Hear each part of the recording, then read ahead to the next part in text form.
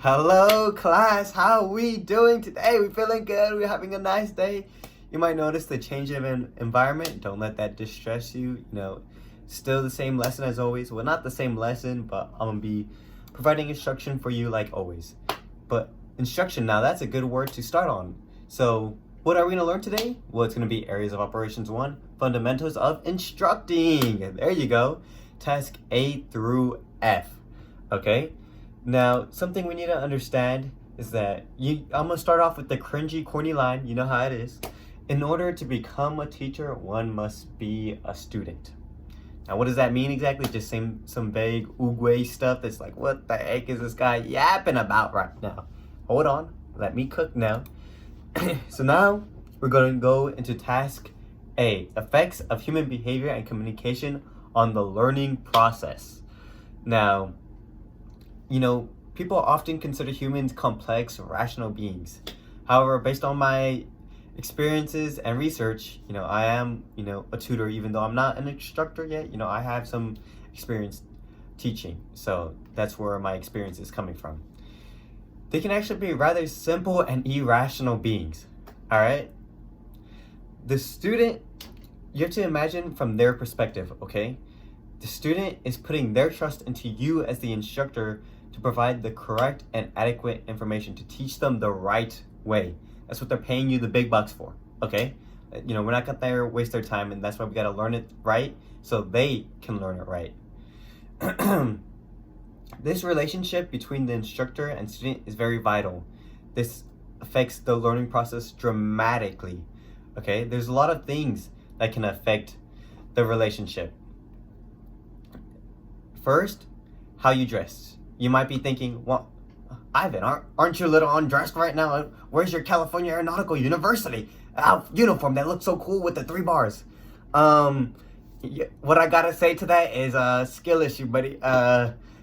Better luck next time. Okay, you got me. I'm not adequately prepared, but I'm funny, kind, charismatic. I'm checking off the rest of the boxes. Okay, being prepared.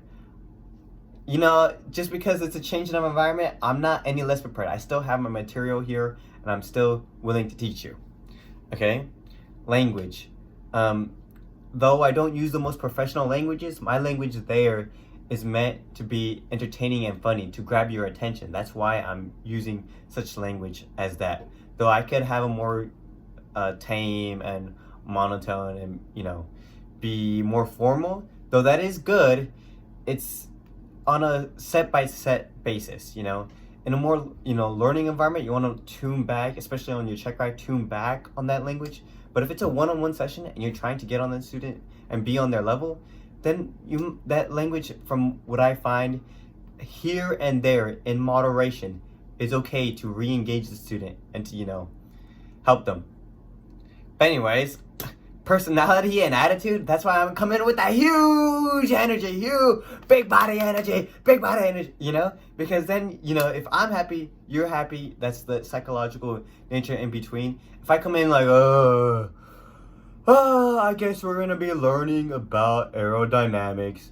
Here is lift, here is drag, here is thrust, here is weight. And if I go like that, then you're gonna be like, this guy doesn't want to be here, I don't want to be here. That's the psychological nature in between the two. So that's why you gotta be smiling, happy, and that's why your morals, and your honesty also matter too. Because if you're lying to your student and they find out that you're lying, it's gonna build distrust. And then how are they gonna trust the rest of your information? And that's gonna affect their learning process, because then they're gonna be like, this guy's not even teaching me anything. It just goes out from there. They can also there are some things that are also out of your control, like whether they're anxious or stressed. There's like outside and inside factors, like whether they're stressed because of the lesson or they're stressed because money or because of girlfriend. That's but that's why we're also here to teach them like how to deal with that, and not in a sense that we'll a step-by-step explanation on like how to fix their problems, but in the case of the situation, how do we lock in that lesson?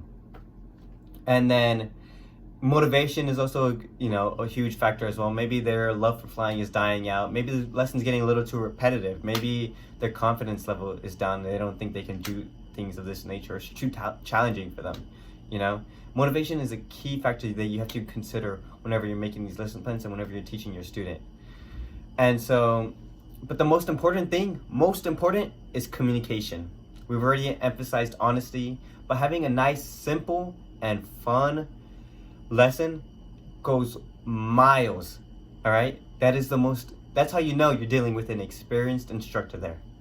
Okay, and it doesn't have to be fun. It can also be just nice, good attitude, smile, like I said, and you also want to watch out for people's hazardous attitudes and their personalities. It's not just the instructor who has to be smiling at and like having a good attitude. It's also, you gotta check your student too, and make sure he's having a nice and good time, and make sure he's having a positive attitude about the lesson. Now, there's still other things we got to go into, like the learning process. This is just as an instructor. The student doesn't really have to know this, but you have to understand what level you're teaching them at. The rote, understanding, application, correlation might be different levels for different things. Maybe talk about their different domains of learning. You don't have to talk about this, but you have to understand your different domains of learning, whether cognitive, affective, psychomotor, and that plateaus in learning are normals. If you don't know what a plateau is, it's basically this is a graph here, okay?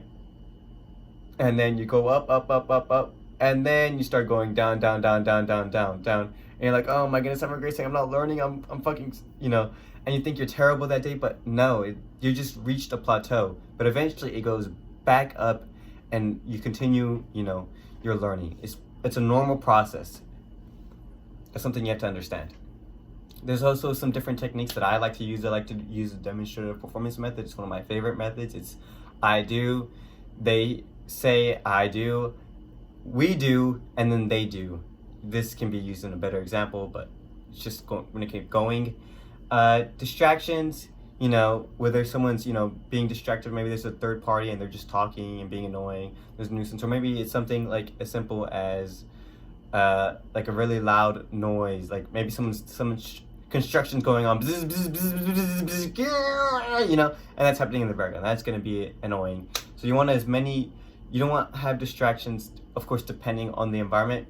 You might, maybe, very rare circumstance in the flight, you might need to have a distraction for the student in order to test to see, how they can handle, distractions in the cockpit. But that's situational, and that's not necessary. But I'm not saying that distractions are end all, be all. But typically, anyways, let's move on. Errors are okay, but they should be fixed immediately. That's something you have to keep in mind. Short-term and long-term memory are both used for different scenarios, for different methods of learning. Let's go to task C, course development, lessons plans, and classroom training techniques. I have some like objective lesson thing that how I plan all my lessons, and I can just show you. But basically, to take away from this is group learning is better than solo learning. Practice makes perfect. Something fun is easier to follow along to. It's important to be on the same level as the student. You have to understand where they are coming from. Imagine them from their perspective. What if they're thinking right now? Like the person who's watching this video right now, I gotta be like, what do they think of me right now? I think they think, wow, this guy is amazing. You just gotta have to be, on their perspective and try to make this video a little bit more fun. Because if I had to watch this 10-minute video and then make a comment about it, I would at least want to watch something a little entertaining, As an instructor, it's okay that you don't know everything, and you should admit that. And that you are okay to finding the correct answer and always seeking to learn yourself. Even if you're the instructor, you never stop learning. Okay? E-learning is also good. I've used a lot of YouTube throughout my training here. And, that's not to discredit any official sources, but it helps, and it's a different source. Student evaluation, assessment, and testing. I've also been recommended a lot of YouTubes from a lot of my instructors too, so it goes to show that it's not just me. Student evaluation, assessment, and testing.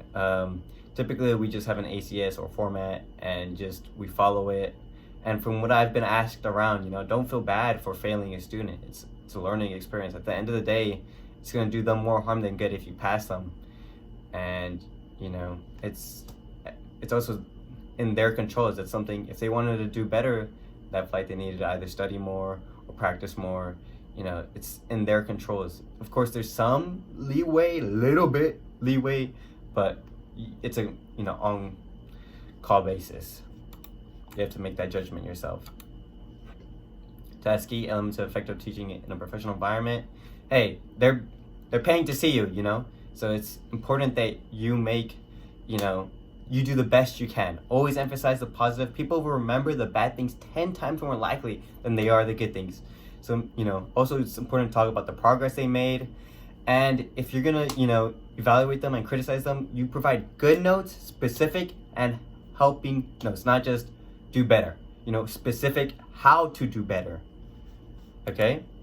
Now we got elements of effective teaching that include risk management and accident prevention. That's task F. We got PAVE. This is, you know, how to be safe. Make sure you're always scanning, using your checklist. Just because there's, you know, I'm teaching you how to do things yourself doesn't mean that, you know, I'm not there to help you either. We're both in that cockpit and you can always talk to me and communicate. Remember, that's important, communication.